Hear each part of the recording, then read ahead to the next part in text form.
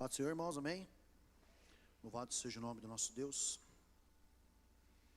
A palavra diz que grandes coisas fez o Senhor por nós e por isso estamos alegres, né? Mesmo com o frio, estamos alegres. Pedi para os irmãos abrirem na carta aos Efésios, capítulo 2. Hoje a gente vai discorrer sobre ela.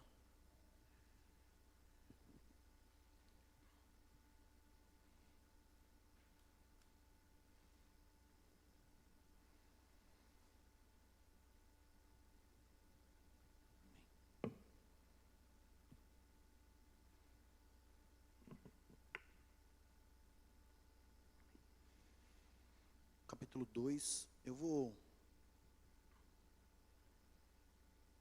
orar primeiro e depois nós iniciamos a leitura, amém? Pai de amor e graça, eu quero te louvar, Deus, quero bendizer o teu nome. Te agradecer, Deus, por este tempo, Deus, na tua presença, Pai, onde, Senhor, nós podemos te adorar. Senhor, declarar, ó Deus, que tu és, Pai amado, o amado das nossas almas. Deus, aquele é o Pai amado a quem nós ansiamos, ó Deus, como disse a tua filha, ó Deus, encontrar contigo. Este é o nosso desejo, Senhor, este é o nosso anseio, ó Deus. Por isso, ó Deus, temos caminhado, Senhor, os nossos dias, ó Pai, e vigiado, ó Deus, na nossa maneira de estar, ó Deus, de ser viver, ó Pai, para que o Senhor encontre em nós, ó Deus. Pai querido, homens, ó Deus, e mulheres, ó Deus, preparados, ó Deus, atentos ao dia da tua vinda. Que em nome de Jesus o Senhor possa falar aos nossos corações, ó Deus. Que o Senhor possa mais uma vez, ó Deus, derramar, ó Deus, a tua porção sobre as nossas vidas. Para que o teu nome seja exaltado, para que o Senhor seja engrandecido, ó Deus. Para que nós, ó Deus, sejamos verdadeiramente alimentados, porque só a tua palavra pode fazer isso. Então fala conosco, que eu te peço em nome de Jesus. Amém e amém, Jesus. Amém? Carta aos Efésios, capítulo 2. Vai começar dizendo assim: e vos vivificou, estando vós mortos em ofensas e pecados, em que no outro tempo andastes segundo o curso deste mundo, segundo o príncipe das potestades do ar, do espírito, que agora opera nos filhos da desobediência, entre os quais todos nós também antes andávamos nos desejos da nossa carne, fazendo a vontade da carne e dos pensamentos, e éramos por natureza filhos da ira, como os outros também. Mas Deus, que é riquíssimo em misericórdia, pelo seu muito amor com que nos amou, estando nós ainda mortos em nossas ofensas, nos vivificou juntamente com Cristo. Pela graça sois salvos. E nos ressuscitou juntamente com Ele e nos fez assentar nos lugares celestiais em Cristo Jesus, para mostrar nos séculos vindouros as abundantes riquezas da sua graça, pela sua benignidade para conosco em Cristo Jesus. Porque pela graça sois salvos por meio da fé. E isso não vem de vós, é dom de Deus. Não vem das obras para que ninguém se glorie.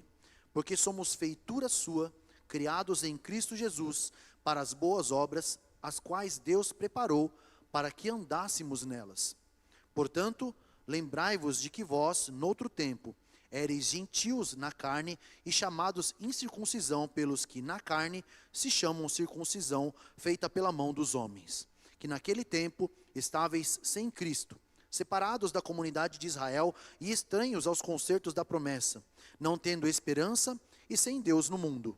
Mas agora em Cristo Jesus, vós que antes estáveis longes, já pelo sangue de Cristo chegastes perto, porque Ele é a nossa paz, o qual de ambos os povos fez um, e derribando a parede de separação que estava no meio, na sua carne desfez a inimizade, isto é, a lei dos mandamentos, que consistia em ordenanças, para criar em si mesmo dos dois um novo homem, fazendo a paz, e pela cruz reconciliar ambos com Deus em um corpo, matando com ela as inimizades.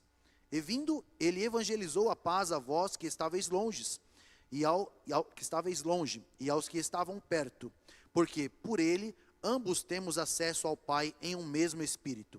Assim que já não sois estrangeiros nem forasteiros, mas concidadãos dos santos e da família de Deus, edificados sobre o fundamento dos apóstolos e dos profetas, de que Jesus Cristo é a principal pedra da esquina, no qual todo o edifício, bem ajustado, cresce para templo santo no Senhor, no qual também vós juntamente sois edificados para a morada de Deus no Espírito.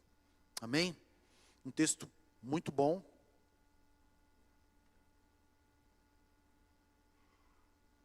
Glória a Deus, né? Um texto muito bom, ele é quase que autoexplicativo, mas o tema hoje desse capítulo é a salvação pela graça. Mas existem aqui 4 pontos que eu gostaria de trazer para nós meditarmos, hoje refletimos com relação à palavra do Senhor. Primeiro ponto, o versículo de 1 a 3, ele vai mostrar um cenário de quem nós éramos e o que ele tem feito nas nossas vidas.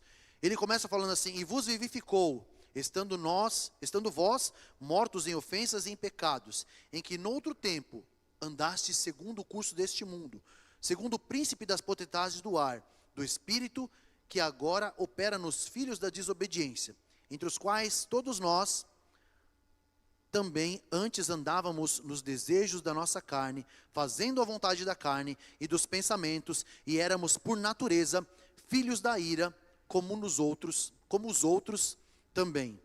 Em Colossenses 1, e aí eu vou ler alguns versículos. Irmãos, hoje a gente vai ler bastante, então o pessoal da mídia vai ficar com um pouquinho de raiva de mim, mas não tem problema. Eu vos perdoo em nome de Jesus. Amém?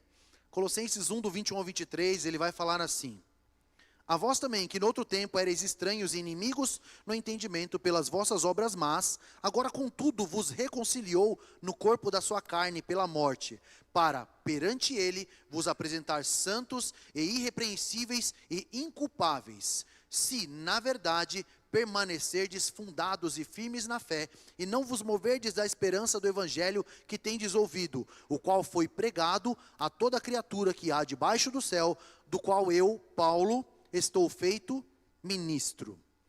Efésios, ele vai mostrar para nós no capítulo 2 quem nós éramos: filhos da desobediência. Andávamos segundo os nossos desejos, segundo as nossas vontades, como nós achávamos que era o melhor, que bem parecia aos nossos olhos, assim éramos nós.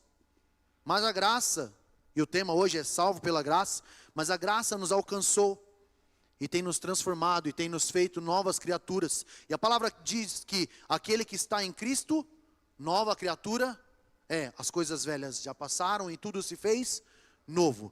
Então agora aquele que é filho da desobediência, ele passa a ser agora filho de Deus pela obediência à palavra. Filho de Deus aceitando o evangelho de Cristo, filho de Deus dando lugar para que a palavra, para que o Espírito Santo venha e comece a fazer esta obra de regeneração, de transformação nas nossas vidas. Assim agora, não andando mais governado pelos conceitos desse mundo, ou pelo príncipe da potestade do ar, como diz aqui o texto, né? Agora nós andamos segundo a palavra, não andamos mais segundo a vontade da carne, mas segundo a vontade de Deus. Som. Glória a Deus. Amém? Não mudou a voz, tá? A mesma voz. Né? Tanto é que Gálatas, ele vai falar assim, que nós já estamos crucificados com Cristo e não vivemos nós mais, mas Cristo vive em nós. E a vida que agora nós vivemos na carne, nós vivemos na fé do Filho de Deus. Então, aquele que andava desgarrado, aquele que andava segundo os seus desejos, segundo os seus prazeres, agora sendo alcançado pela graça de Cristo, pelo Evangelho, pelo Filho de Deus, agora vive um processo de transformação, de regeneração, de mudança de vida. O que nós chamamos hoje de conversão. Então, o primeiro trecho, primeira parte que foi falar aqui da morte para a vida, de quem nós estávamos. E vos vivificou. Vivificar é trazer à vida aquilo que estava morto. Nós estávamos mortos. E nós precisamos entender isso. A carta aos Efésios hoje, ela vem para nos mostrar isso, né? A salvação é pela graça, mas o que você precisa entender no começo é que você e eu estávamos mortos. Pelos nossos pecados, pelos nossos conceitos, pela nossa vã maneira de viver, pelo nosso conceito de achar o que é melhor para as nossas vidas, por querer caminhar e viver as nossas vidas segundo as nossas vontades, segundo os nossos desejos. Mas aí agora vem Cristo, pela sua palavra, pelo seu amor e pelo seu poder, pelo seu Espírito, e agora vem e nos transforma. Vem agora, nos apresenta a graça, o favor imerecido. E algo que nós falamos muito, né? Se perguntarmos o que é a graça, né? A primeira resposta que vem é: a graça é um favor imerecido. Eu entendo que eu não mereço, mas eu recebo. E a palavra vai nos falar que nós recebemos isso em abundância. E entendendo isso, o versículo 4, ele continua, e aí ele vai falar um pouquinho sobre a graça de Deus. Ele vai falar assim: mas Deus, que é riquíssimo em misericórdia, pelo seu muito amor com que nos amou, estando nós ainda mortos em nossas ofensas, nos vivificou juntamente com Cristo. Pela graça sois salvos, e nos ressuscitou juntamente com Ele, e nos fez assentar nos lugares celestiais em Cristo Jesus, para nos mostrar nos séculos vindouros as abundantes riquezas da sua graça, pela sua benignidade para conosco em Cristo Jesus. E aqui eu gostaria de parar um pouquinho para falarmos sobre a graça de Deus, esse favor imerecido. Efésios vai nos mostrar alguns pontos que ele fez por amor às nossas vidas. Primeiro ponto, ele vai falar assim, que o versículo 6, ele vai falar assim: e nos ressuscitou juntamente com ele. Eu vou pedir para você abrir em Romanos, e eu vou ler alguns versículos. Romanos capítulo 4. Romanos capítulo 6. Versículo 4 até o 6 vai falar assim: de sorte que fomos sepultados com ele no batismo na morte, para que, como Cristo ressuscitou dos mortos pela glória do Pai, assim andemos nós também em novidade de vida. Porque se fomos plantados juntamente com ele na semelhança da sua morte, também o seremos na da sua ressurreição, sabendo isto, que o nosso velho homem foi com ele crucificado, para que o corpo do pecado seja desfeito, a fim de que não sirvamos mais ao pecado. Então aqui uma das coisas que a graça faz nas nossas vidas, que um favor imerecido nos traz a consciência de que agora esse corpo do pecado, esta vida de pecado, ela não te pertence mais. Uma vez que nós aceitamos a Cristo, uma vez que nós olhamos a proposta dessa graça de Deus para nós, esse favor imerecido, agora disponível a nós, e nós aceitamos isso, não nos cabe mais viver uma vida como vivíamos antes. Porque senão não faz sentido. Nós cremos no versículo que diz que aquele que está em Cristo, nova criatura é. Senão não faz sentido eu dizer que agora eu sou de Cristo, que agora eu sirvo a Ele, se não há mudança em mim, se não há transformação. Hoje nós falávamos isso pela manhã, se não há regeneração na minha vida, se não há transformação, se não se revela em mim a nova criatura, se o velho homem não é sepultado. Não existe servir e viver uma novidade de vida com velhos conceitos, velhos trejeitos, com a mesma maneira de viver. Por isso que nós falamos e usamos a expressão, né? O antes de Cristo e o depois de Cristo. Fulano era uma coisa antes de aceitar Jesus. Quando aceitou Jesus, mudou. Algumas expressões dizem que quando aceitou Jesus, mudou da água para o vinho. É outra pessoa. Porque essa transformação ela precisa acontecer. O Evangelho ele propõe isso para as nossas vidas. Quem quiser vir após mim, a primeira coisa que fala, negue-se a si mesmo. Rejeite a si mesmo. Deixe de lado o seu conceito, o que você acha que é melhor para a sua vida, porque não é mais a sua vida. O governo não está mais na minha mão, na sua mão, está nas mãos dele. É Ele quem controla todas as coisas, a vontade dele que é boa, agradável e perfeita. É Ele quem sabe verdadeiramente o que é melhor para as nossas vidas. É Ele que diz a palavra que já tem traçado os nossos planos antes de nós nascermos. Ele sabe os nossos dias. É Ele que nós falamos hoje pela manhã, aquele que era, que é e que há de vir. Ele olhou para você no passado, antes de você o perceber, de você o aceitar. Ele olha para você hoje, que o aceitou, que o tem experimentado, e olha para você nos dias futuros, o seu caminhar, o seu modo de viver. E o desejo dele em todos esses é que você se mantenha no caminho, para que você esteja com Ele, para que você participe da eternidade com Ele. Afinal de contas, esse é o nosso propósito, esse é o desejo do nosso coração, esse é o nosso anseio. Nosso anseio é estar como as virgens preparadas, para quando o noivo dizer, levantar a sua voz, nós possamos ir ao seu encontro. Nós não queremos ser as virgens desprovidas do azeite, nós não queremos ser as virgens desatentas.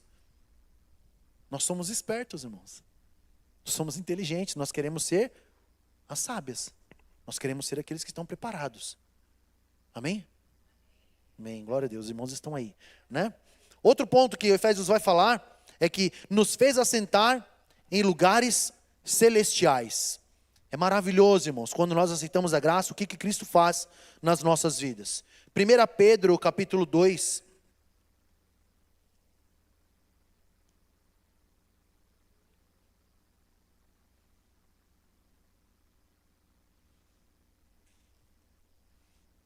peguei a minha Bíblia mais experimentada. Não vou falar mais velhinha, mais experimentada.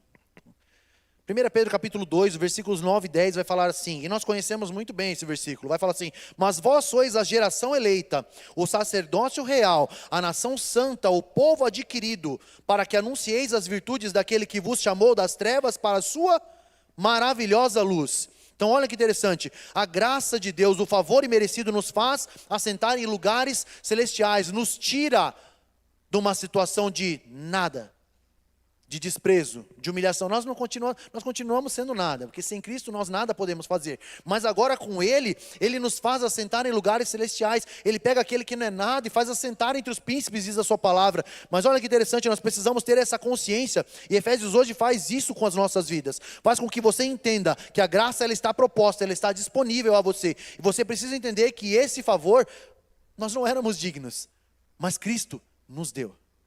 É proposto a nós, é disponível a nós. Aqueles, eu e você, que antes andávamos em trevas, olha que interessante, vós sois a geração eleita, o sacerdócio real, a nação santa, o povo adquirido, para quê? Para que anunciei as virtudes daquele que vos chamou. Isso é pregar o evangelho. Uma das coisas que nós precisamos fazer é pregar o evangelho, é dar testemunhos de nós mesmos. Eu costumo falar que só eu ou só você, no seu particular, sabe quão grande é o poder, o amor e a misericórdia de Deus. Porque só você sabe quão terrível você era. Só você sabe o quanto Deus já mudou a sua vida. Eu posso olhar para você e eu posso deduzir coisas que Deus fez na sua vida.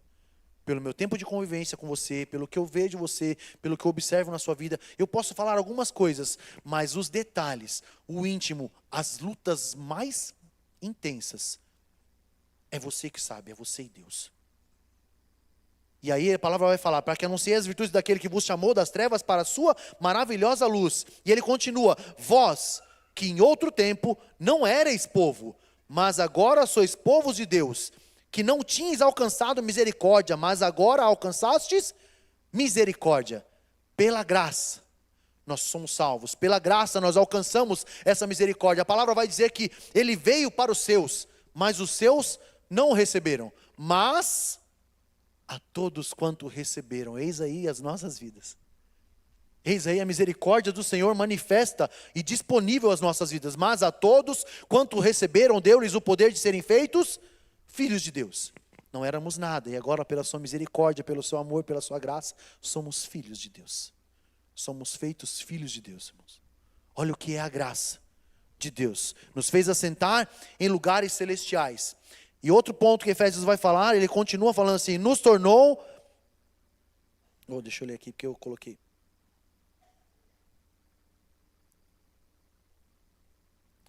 Para mostrar nos séculos vindouros as abundantes riquezas da sua graça, pela sua benignidade para conosco em Cristo Jesus. Eu coloquei aqui que ele nos tornou reveladores da sua abundante riqueza.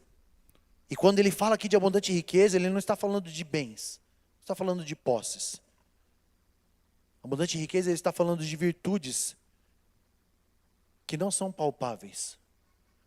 Sabe um exemplo simples que nós podemos citar de como Deus transforma as nossas vidas? Quando o nosso temperamento é mudado. Repare que uma das características que destacam de uma pessoa que é cristã é quando as pessoas observam que você está passando por uma luta. A sua vida está uma turbulência, mas não há em você murmuração. Não há em você lamento. Há em você confiança. Há em você esperança. Há em você perseverança. Porque isso não é natural daqueles que não são de Cristo. Isso não é natural daqueles que não comungam da mesma fé. Isso não é normal daqueles que não desfrutam desta graça. Porque aquele que não desfruta dessa graça ainda vive sob os conceitos deste mundo, ainda anda da maneira que acha que é melhor, ainda anda pautado sobre os conceitos e o governo deste mundo. E o governo deste mundo diz que se você não tem esperança, se desespere. Se você não tem para onde correr, fique preocupado, fique aflito. O conceito desse mundo diz para mim e para você que não há esperança, não tem jeito, não tem caminho, não tem solução.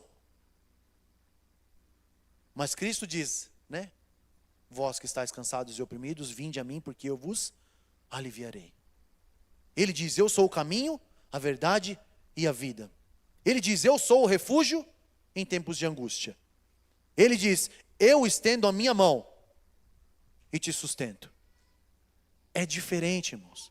É diferente. Então, essas abundantes riquezas que Cristo nos torna pela sua graça reveladores, não se fala, não é de falar assim, agora eu sou de Cristo, e infelizmente nós escutamos muito isso. Depois que eu aceitei Jesus, a minha vida mudou completamente. Agora eu tenho 3 casas, tenho 2 carros, tenho um emprego que eu ganho não sei quanto. Não é isso que Cristo está falando. Não é essa abundante riqueza que a graça nos propõe. A abundante riqueza é a transformação de temperamento. A abundante riqueza é ter paz em meio à tempestade. A abundante riqueza é você ter certeza de que Ele está com você no barco. Ainda que o vento esteja contrário, ainda que as ondas sejam fortes, ainda que haja turbulência na sua vida, você ter a convicção no seu coração. Vai passar. Vou passar. Porque o mestre, né, o louvor fala, o mestre está no barco. Com Cristo no barco, as criancinhas cantam, tudo vai muito bem. A graça faz isso, irmãos, conosco. Não é loucura. É experiência com um Deus que é real nas nossas vidas. As pessoas podem falar que você é louco, porque as pessoas olham o natural, o lógico, o que é visível. E Deus não trabalha só com o que é lógico. Deus normalmente costuma fazer coisas que fogem à nossa lógica. Foge ao nosso compreendimento, nossa compreensão, nosso compreendimento. De manhã eu estava assim também, falando errado. Amém? Tito, capítulo 3.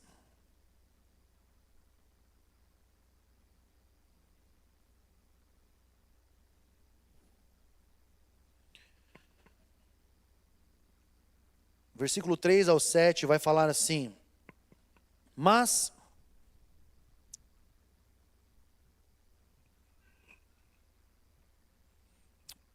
Não, versículo 3, eu estou lendo 4. Tito 3, do 3 em diante vai fazer, porque também nós éramos no outro tempo insensatos, desobedientes, extraviados, servindo a várias concupiscências e deleites, vivendo em malícia e inveja, odiosos e odiando-nos uns aos outros. Mas quando apareceu a benignidade e caridade de Deus, nosso Salvador para com os homens, não pelas obras de justiça que houvéssemos feito, mas segundo a sua misericórdia, nos salvou pela lavagem da regeneração e da renovação do Espírito Santo, que abundantemente Ele derramou sobre nós, por Jesus Cristo nosso Salvador, para que, sendo justificados pela sua graça, sejamos feitos herdeiros, segundo a esperança da vida eterna. Sabe o que nos faz, irmãos? Passar, padecer, sofrer, porque nós não estamos isentos disso. Não é porque nós somos servos do Deus Altíssimo que nós não vamos padecer nessa terra. Não é porque nós somos servos do Deus Altíssimo que agora você vai ter um boleto pago de forma sobrenatural. Não, você precisa correr atrás e pagar o seu boleto. Mas de tudo isso, o que traz paz ao nosso coração é essa esperança. A esperança da vida eterna. As coisas aqui passam. O mundo faz você se apegar a essas coisas. O mundo faz você se desgastar com essas coisas. Mas agora a graça revelada, manifesta, ela nos ressuscita com Ele, nos faz assentar em lugares celestiais, nos faz viver a abundante riqueza que é a esperança da vida eterna. Eu padeço aqui, mas lá não. Eu padeço aqui, porque a palavra fala que a nós não é só dado crer, mas também padecer por Ele. Nós falávamos hoje pela manhã, nós não podemos ser tão ingênuos em achar que nós não iremos ter aflições, não iremos padecer por amor a Cristo, pela causa do Evangelho. Nós olhamos os discípulos, nós olhamos os pregadores, nós olhamos testemunhos, nós oramos por missionários que padecem pela causa do Evangelho. Nós vemos o Filho de Deus, deixou a sua glória, e como homem, padeceu, sofreu, foi humilhado. Nós conhecemos a trajetória, nós conhecemos a vida dele pela palavra relatada. E ele padeceu sendo filho de Deus, como nós, sendo alcançados agora pela tua graça, também agora não padeceríamos. Aquele que com amor tem nos amado, padeceu pelas nossas vidas, tem cuidado de nós. Então a nossa riqueza ela não está ligada a bens, a nossa riqueza está ligada às coisas eternas, aquilo que o homem não pode tocar, possuir.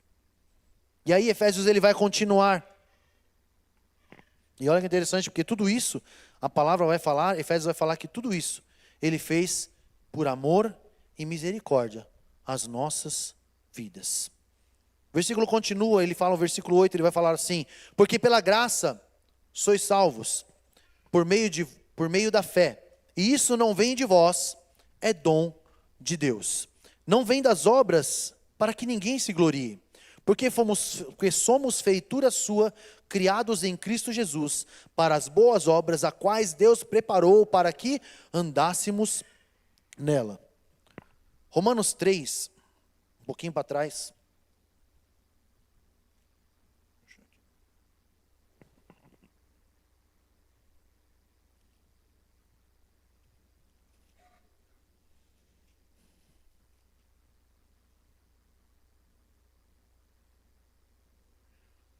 Romanos 3, do versículo 23 até o 26, ele vai falar assim: porque todos pecaram e destituídos estão da glória de Deus, sendo justificados gratuitamente pela sua graça, pela redenção que há em Cristo Jesus, a qual Deus propôs para propiciação pela fé no seu sangue, para demonstrar a sua justiça pela remissão dos pecados dantes cometidos, sob a paciência de Deus, para demonstração da sua justiça neste tempo presente, para que ele seja justo e justificador daquele que tem fé em Jesus. Pela graça sois salvos, diz Efésios, e isso não vem de vós, é dom de Deus. Então não é por obras, não é por meritocracia, amém? E também não é por honra, irmãos. Você não é salvo pelo que você faz. Você não é salvo por mérito. Deus não vem te dar uma medalhinha e fala aqui, ó, és salvo. Não é por honra. Pela graça. Pela graça, é o favor imerecido. Eu marquei aqui, a Bíblia fala que a fé sem obras ela é morta. Né? Efésios vai falar aqui, né? Porque pela graça sois salvos por meio da fé. Então eu não sou salvo por aquilo que eu faço. Preciso fazer, eu preciso trabalhar. Eu tenho um chamado, e um chamado me impulsiona a trabalhar. Ide por todo mundo e pregai o evangelho a toda criatura. Eu preciso caminhar. Mas não é isso que salva. Você é salvo pela graça, por meio da fé no Filho de Deus. E isso não vem de vós, é um dom de Deus. Então não é por obras, não é por meritocracia, você vai continuar fazendo, você vai continuar trabalhando, mas isso não te dá garantia nenhuma de salvação. Não faço para ser salvo. Não honro para ser salvo. Mas eu preciso fazer. Preciso trabalhar. Pelo Deus que me salvou, pelo Deus que me alcançou. E isso é fé, irmãos. Hoje nós falávamos de manhã que você não adora a Deus, né? Pelo que Ele te dá só. Hoje nós falávamos, e se Deus não fizer nada? E se Deus não te der uma bênção? Se Deus não te abrir uma porta de emprego? Se Deus não te der aquilo que você tem sonhado no seu coração? Você vai continuar adorando? Você vai continuar servindo? Você vai continuar sendo fiel? Há um louvor que diz que se Deus fizer, Ele é Deus. E se Ele não fizer, Ele é Deus. Haja o que houver, e isso é verdade. Ele sempre será Deus. Isso não muda. É imutável isso. Mas o que eu preciso ter no meu coração é que eu o adoro pelo que Ele é. Se vai me dar ou não, irmãos, é uma consequência. É Deus quem decide as bênçãos que Ele vai derramar sobre a minha vida. E aí, continuando, versículo 11 em diante, ele vai falar assim, sobre a reconciliação. com Deus. Portanto, lembrai-vos, e olha só que Efésios ele vai lembrar sempre da nossa situação, de quem nós éramos e o que ele tem feito nas nossas vidas. Ele vai falar: portanto, lembrai-vos de que vós em outro tempo eras gentios na carne, e chamados incircuncisão pelos que na carne se chamam circuncisão feita pelas mãos dos homens, que naquele tempo estáveis sem Cristo, separados da comunidade de Israel e estranhos aos concertos da promessa, não tendo esperança e sem Deus no mundo. Mas agora em Cristo Jesus, vós que antes estáveis longes, já pelo sangue de Cristo chegastes perto. E aqui, irmãos, é algo maravilhoso, porque o versículo 13 ele vai falar, quando nós falamos de reconciliação com Deus, ele vai nos mostrar que o sangue nos aproxima de Deus, nos torna um com Ele. Gálatas capítulo 3, e aí eu vou ler como eu li os outros, né? Gálatas 3, do 26 ao 29, ele vai falar assim: porque todos sois filhos de Deus pela fé em Cristo Jesus, porque todos quanto fostes batizados em Cristo, já vos revestistes de Cristo. Nisto, cadê?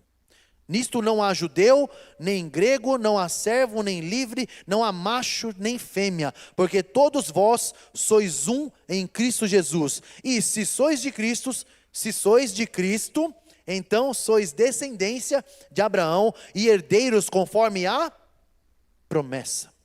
O sangue de Jesus nos purifica de todo pecado. O véu agora se abre, se rasga de alto a baixo e agora nos dá acesso ao Pai. A todos quanto receberam são feitos filhos de Deus. Agora não há mais, só os judeus, não há mais só os gentios. Agora todos quanto o recebem, todos quanto o aceitam, o Filho de Deus, são feitos filhos de Deus. É um só povo.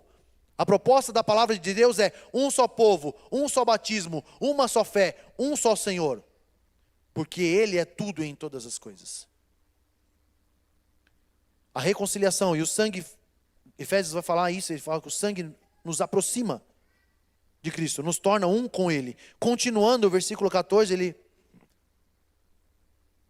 vai falar assim: porque Ele é a nossa paz, o qual de ambos os povos fez um, e derribando a parede de separação que estava no meio, na sua carne desfez a inimizade, isto é, a lei dos mandamentos que consistia em ordenanças, para criar em si mesmo, dos dois, um novo homem, fazendo a paz.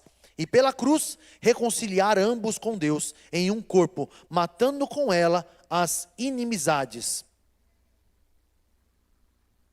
E vindo ele, evangelizou a paz a vós que estáveis longe e aos que estáveis perto, porque por ele ambos temos acesso ao Pai em um mesmo Espírito.